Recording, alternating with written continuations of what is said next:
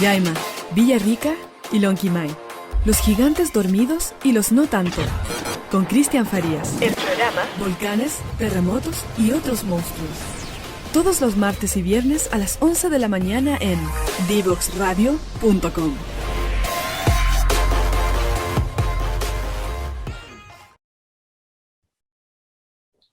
Ya estamos de vuelta y nos está acompañando David. Bienvenido al programa. Muchas gracias. Es un placer estar por aquí. Sí, un gusto para nosotros que nos estés acompañando. Y para partir, me gustaría hacer una pregunta que en verdad le hacemos a todos los invitados y invitadas, que es más que nada como a nivel personal y dado lo que a ti te ha tocado ver y las experiencias, es preguntarte, ¿qué es para ti el futuro? Este concepto que está un poco de moda, lo escuchamos tanto, como, en tus palabras, ¿qué es esto del futuro? Pues fíjate, probablemente si hubiese contestado esta pregunta, pues no sé, hace 6, 7 años hubiera sido totalmente diferente, porque para mí el futuro en ese momento era pues lo que está por llegar, ¿no? Eso que no ha pasado todavía y que está por llegar. Y curiosamente, a raíz de toda la parte de profundizar en el diseño de futuros, en la perspectiva, en todo ese tipo de metodologías y formas de pensar, ya no pienso que el futuro es algo que está por llegar, sino que es algo que nosotros construimos, que es un poco esa diferencia. Entonces, para mí, el futuro es lo que construimos y que podemos hacer tangible y, por lo tanto, está por llegar, ¿no? Pero, de alguna forma, esa capacidad de agencia sí que me ha cambiado radicalmente esa respuesta.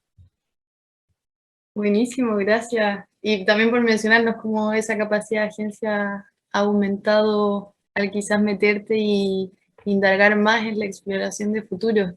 Y a propósito de eso, y que mencionas como quizás hace 6 años te hubiera respondido algo distinto, ¿cómo llegaste a la disciplina que estudia el futuro? ¿Qué te hizo llegar ahí? Pues fíjate, la encontré de manera bastante natural en mi propia trayectoria profesional. Yo me he dedicado toda mi vida al mundo de la innovación. Mi background es tecnológico, vengo ahí de la tecnología, de la parte más hard de la tecnología y de alguna forma casi siempre he estado, digo yo que he estado en las fronteras, ¿no? de la tecnología. Siempre he intentado aplicar como nuevos enfoques tecnológicos o nuevas tecnologías a problemas y a empresas, ¿no? Entonces, claro, al final, como estás en lo nuevo, estás en la innovación y empecé, pues eso, haciendo innovación incremental, como pequeños ejercicios de mejora en el mundo de la innovación. Luego empecé a meter en innovación un poquito más radical, ¿vale? Generando soluciones que generasen algo de disrupción, ¿no? Por lo tanto, ya te posiciona un poquito más en el futuro, porque ya no puedes hacerlo en un corto plazo de tiempo, sino tienes que dedicarle más tiempo. Y existe un horizonte 3, ¿no? Un horizonte un pelín más lejano en el mundo de la innovación, donde está la innovación disruptiva y donde encontré ahí, digamos, o llegué a los futuros a través de ahí, ¿no? Es decir, a la hora de intentar generar proyectos de alta disrupción que de alguna forma tengan impacto en más de 5 años o tengas que de alguna forma pasar o tener una visión de 5 años o 7 años o incluso 10 años para empezar a trabajar desde el presente, eso me llevó a qué técnicas, ¿no? Pueden existir para eso, ¿no? Yo utilizaba casi siempre tendencias, ¿no? Pero claro, se me quedaban muy, muy cortas. Y ahí fue cuando realmente investigando descubrí, digamos, esta disciplina y desde entonces he ido casi formándome en paralelo que voy aplicando a las herramientas. He hecho diferentes cursos, diferentes líneas de formación y de forma paralela lo he ido aplicando tanto a la parte de innovación como ya específicamente a proyectos de futuros. Ay, genial. Y en relación a lo que mencionas de innovación, desde que empezaste a aplicar este tipo de herramientas o metodologías, ¿qué fuiste observando? ¿Cómo ha sido tu experiencia en eso, como con las organizaciones? ¿Qué cosas nuevas has aprendido? Pues mira, la verdad que independientemente de si... yo siempre, la verdad que he podido trabajar como en ambos sitios, ¿no? En empresas que dan servicio a grandes organizaciones y en grandes organizaciones donde yo compraba los servicios, digamos que del lado del cliente, ¿no?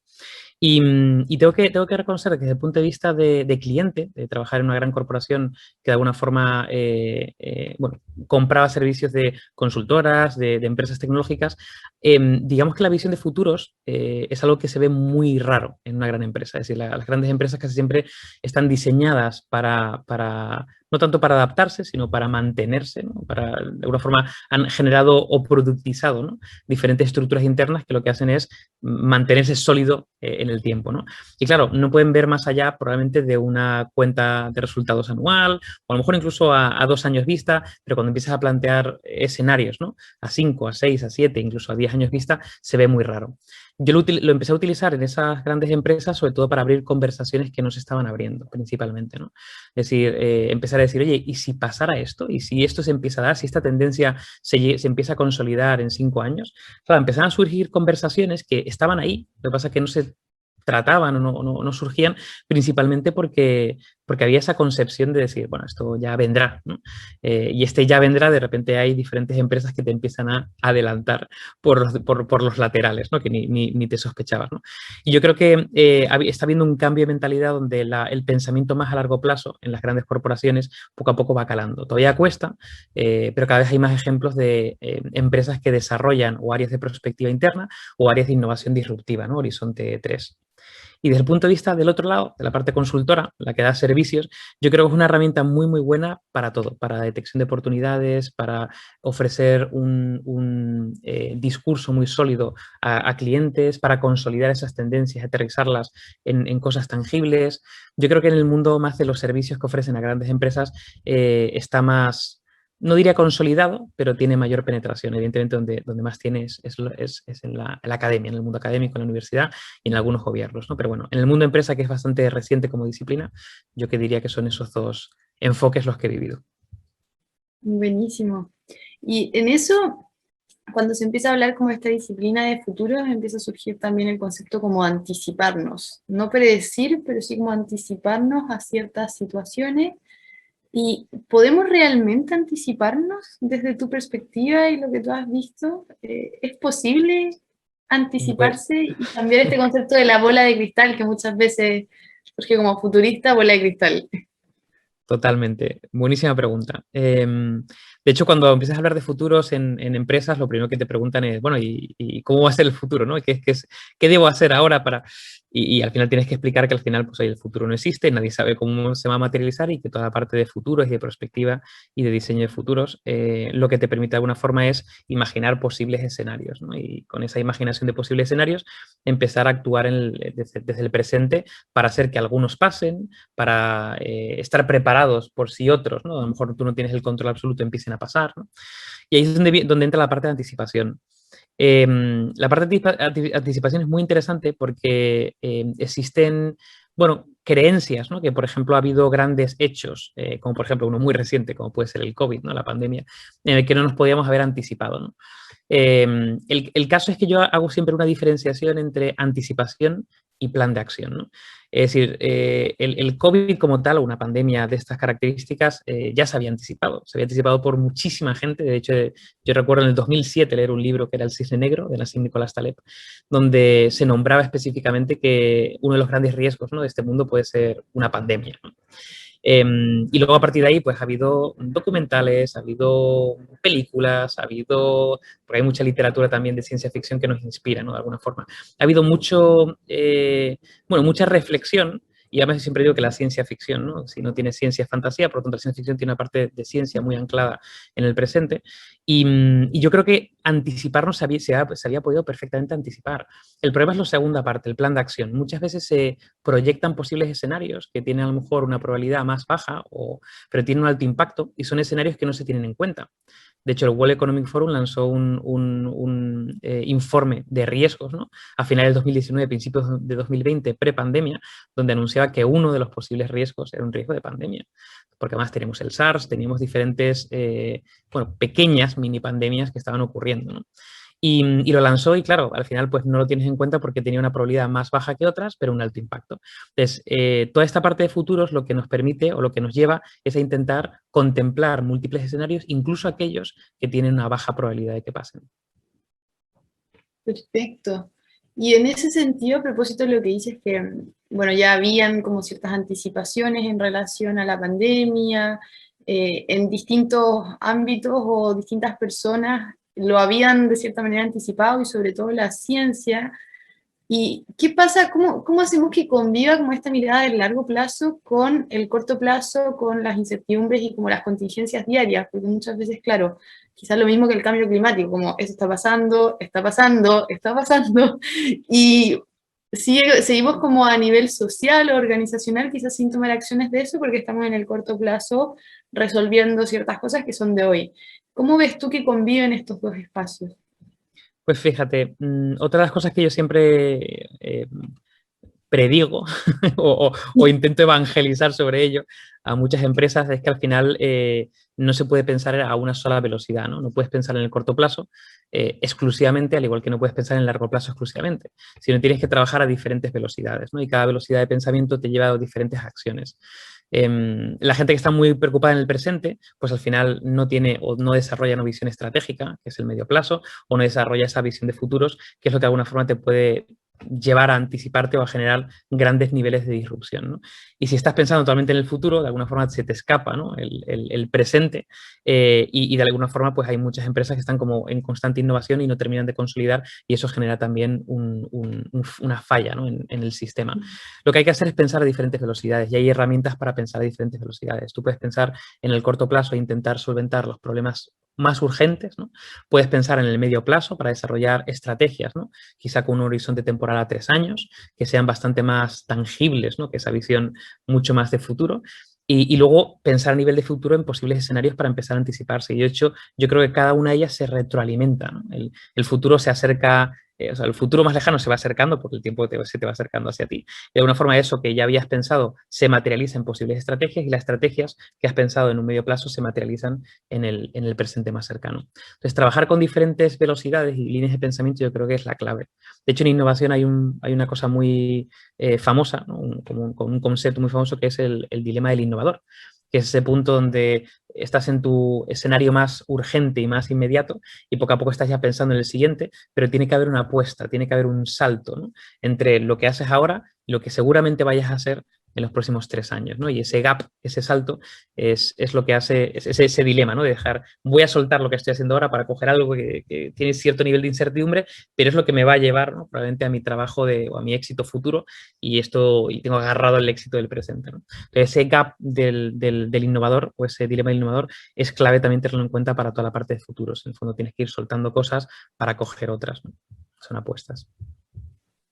Genial. Y en esto que nos comentas, ¿hay algunas organizaciones referentes que se te les vengan a la mente como que lo apliquen?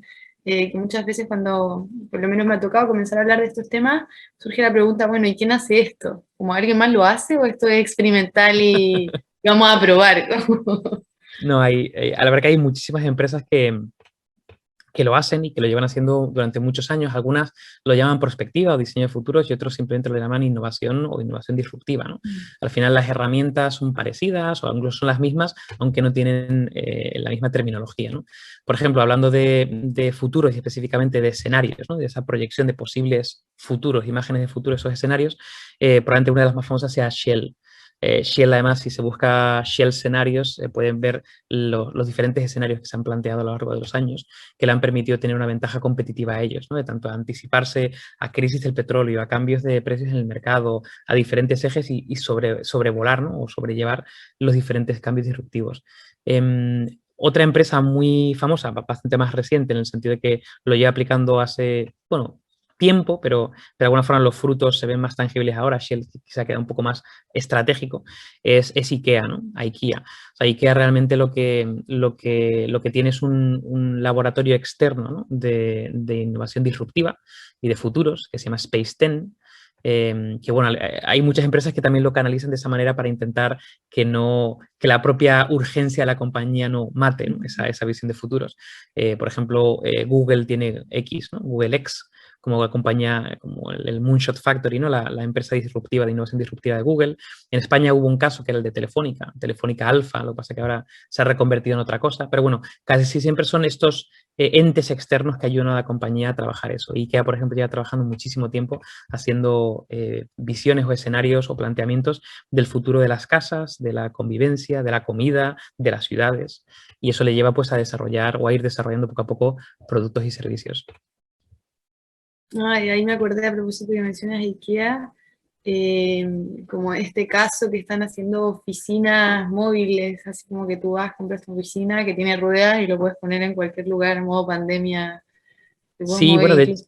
total, y de hecho, no me acuerdo cómo se llamaba, era algo así como Life on Wheels, ¿no? Como, como tu vida en ruedas y tal. Y era un planteamiento muy interesante porque hablando de los coches autónomos, ¿no? ¿Qué pasa si los coches son autónomos, los vehículos son autónomos y no hay nadie que tenga que manejarlos? ¿Cómo cambia nuestra vida dentro de esos vehículos, ¿no?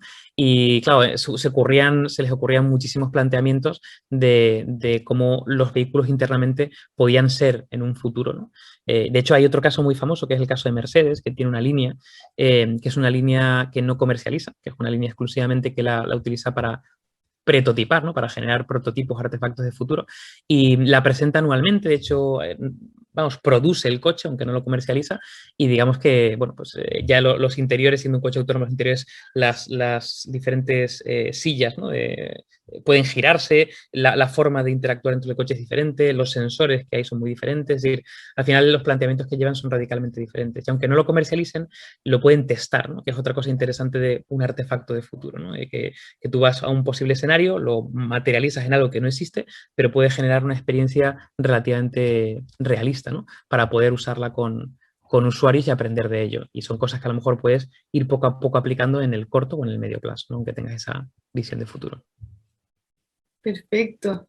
Hoy está muy interesante. Vamos a ir a una pequeña pausa musical y vamos a volver a meternos en el tema, en el título que le pusimos a este capítulo de lo de futuros conscientes y sostenibles, ahí que podamos conversar un poco más de eso. Genial. Para entender los desafíos de transformación de nuestra sociedad y de nuestras empresas desde una mirada evolutivo-cultural, conectamos cada lunes y miércoles a las 9 de la mañana en Frecuencia Memética con Pablo Reyes.